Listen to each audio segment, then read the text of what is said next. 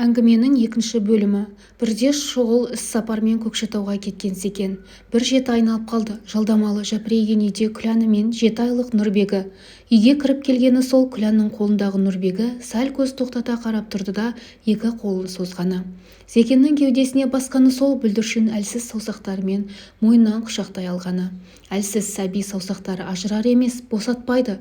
Жүре алмаса да, тілі шықпаса да, жүрек шіркін сездіріп тұр ғой сағынышын.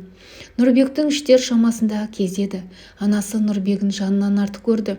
Өліп-өшіп отыратын, басқа да бала жоқтай мұның не дейтін абысындары. Менің Нұрбегіме жететін жан жоқ, көресіңдер, әлі асықпа деп тыйып тастайтын Күлән. Үнем арқалап жүреді, шаршап қалады деген аяныш. Түсейінші, өзім жүрейінші деді бірде Нұрбек. Шаршап қалмайсың ба? Бірақ сен жігіт болдың ғой, жігіт адам шаршамайды. Тәте өскенде мен сізді арқалаймын, далада да, қалада да арқалап жүрем. Ойбу деп сылқ-сылқ күлді анасы Күлән. Екі аяғым салақтап келе жатсам арқаңда. Жұрт жерге аунап күлер. Күлсе күле берсін, мен бөтен біреуде емес, өз анамды арқалаймын ғой. Арқалағаның, асырағаның сол болсын жігіт. Болғанда бір жақсы келін әкел.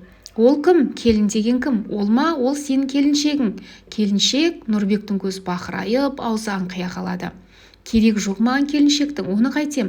Анасы 3 жасар Нұрбегінің шырын тіліне, аппақ жүрегіне риза кейіппен айналып толғанып отырғаны.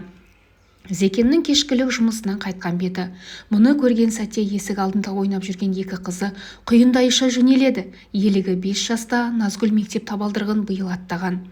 Назгүлі қалыгез ерекше сезімтал, мұны сарғая күтіп жүретіндей. Бірінші сол көреді, ұшып келген қызын оң қолымен көтеріп алады. Оның ізін ала елігі жетеді. Оны ол сол қолымен құшақтай көтереді.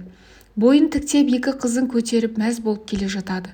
Сол сәтте шаңырақтың үлкені 4-ші сыныптағы Нұрбегі көріп қалып, ойынды тастай сала заулай жөнеледі.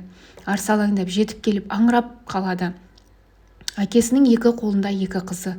Кел арқама мін деп еңкейе береді Секен.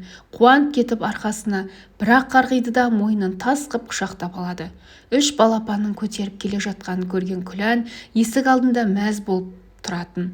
Қандай аяулы, бақытты күндер еді сол шақ. Өткен күндердің аяулы шақтары-ай, неткен ыстық еді, бәрі бүгінгідей көз алдында. Нұрбектің жігіт болған кезі. Нұрбек десе шығар да жаны басқа анасы елпілдеп ұшып жүретін. Бар дәмдісін соның аузына тосады. Анасы екеуі сырлас достардай. Жарасымды әзілмен үйдің іші шуаққа бөлейді. Балам, қашан келін түсіресің? Көрші қолаңда көріп қалса, ұлың қашан үйледі неді деп маза бермейді. Тәте, өзбек қызын әкелсем қалай қарайсыз? Өзі ақсия күліп анасына қулана қарайды. Қой қарағым, ала көйлек киген ол қызбен қалай сөйлесемін? Қазақтың қызына не жетеді шіркін? Жүр ғой сеңдей соғылып, жігіт қайдасын деп. Тәте, қырғызше қырғыз қызы. Немене жүрегіңді қырғыз қызы мазалап жүрме? Жоқ, сізбен ақылдасайын дегенім ғой. Мойнын қисайта тағы да анасына қулана көз тігеді. Сен қылжақтағанды қой, келін тек қазақ қызы болсын деп тұжырым жасайды анасы. Қазақ қыздары керемет, көрікті, әрі ақылды. Әрине ара-тұра арамшөп сияқтыларда кездесіп қалады. Көп ішінде не болмайды. Болды анашым, келесі күзде керемет қазақ қызы келін болып түседі осыге. Шашуыңызды дайындай беріңіз. Анасы емірене келіп самайынан иіскейді Нұрбегінің. Осындай жарасымды жеңіл әзілмен шаңырақты думандатып отыратын.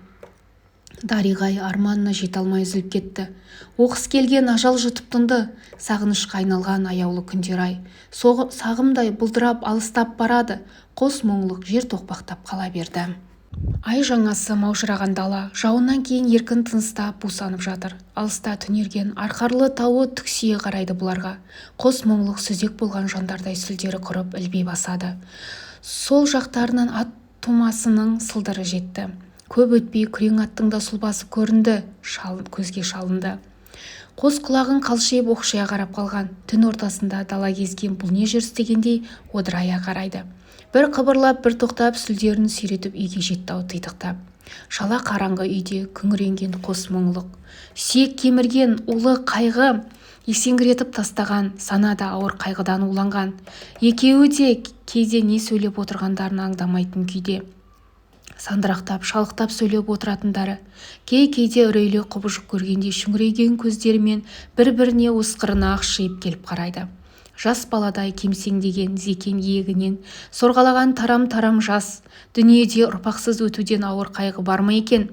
Ұрпақ та қалмады артында. Өз балаңа топырақ салудан ауыр қасиет бар ма? Қасірет бар ма? Опасыз мына жалғанда. Жалғыз ұлды жоғалту неткен қасірет. Бір кездері жамалына көз сүрінетін Күләннің жүзінде қазір сұлулықтың ізі де қалмаған. Айпара жүзден нұр тайған, жағы суалған, көзі шүңірейген, белі бүкшиген, қолы дірілдеуге көшті. Сүмбіл шашы уыс-уыс болып түсе бастады. Бір кездегі мойыл көз бозарып кеткен, сол мойыл көзге қарап отырып, қой жалындаған жастық дәуренде Зекеннің өлең оқитыны. Қара көз қарай берді дүркін-дүркін, көзімді қарықтырды сенің көркің, шашыңнан бір-бір талдап сүйредім, қайтейін жетпейді ғой ғұмыр шіркін. Дариғай бәрі де түс сияқты. Өзекті өртеген өкініш Күлән түні бойы сандырақтап шықты. Қайта-қайта ұлын шақырып есінен тана берді. Келесі күні жан ұшырып дәрігер жетті. Шұғыл түрде ауруханаға жатқызу керек деді дәрігер көз алақандай болып. Қан қысымы тамыр тепкілеп тұр. Бір басында мың ауру бар сияқты, әбден асқынып кеткен. Дәрі жұтқызды, ине салды. Ауруханаға апармаса өте қиын болатынын ескертті. Бармаймын ауруханыңа деп Күлән кесіп айтты. Өлсем жаным Нұрбегімнен артық емес. Теріс қарап кемсеңдей жөнелді. Бір кездегі сымбатты жан, аз күйінде шүйкедей кемпірге айналған. Улы қайғы бар сымбатын жұтып қойған. Ауруханаға жатсаңыз жан-жақты емдейміз деді дәрігер сенімді үнмен.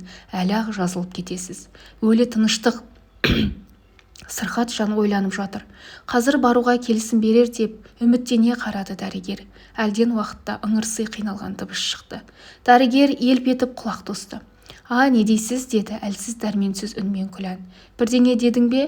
Жазылып кетесіз деймін. Несіне жазылам? Жазылып керегі не маған? Күлән көзін жұма берді. Көзін жұмып жатып ол зеңгір көктен жарқ етіп жанған бір жұлдызды көрді. Нұрбектің жұлдызы екен ол. Әлде жұлдызға айналып кеткен Нұрбегінің нұрлы келбеті ме екен? Құса құшқан қос мұңлықтың бірі әлгі жұлдыздың сәулесіне қолын соза берді. Адам жердің қонағы. Әңгіменің соңы. Назарларыңызға рахмет.